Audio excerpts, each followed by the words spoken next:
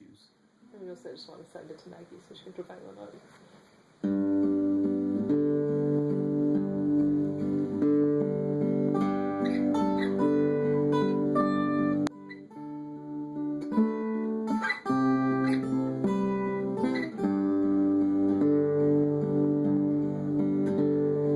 Don't know how I came to be spent 10 years in a worker's fleet. When I got too old to work the lot, they moved me south to Little Rock.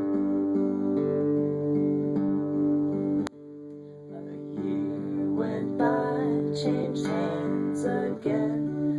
Joe and Brooklyn took me in, and came a lady and the man.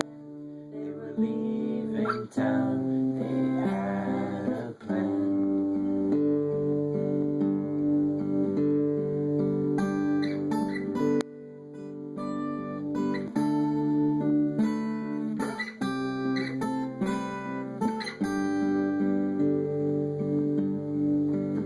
I'm a little red truck, I've got no say. The people drive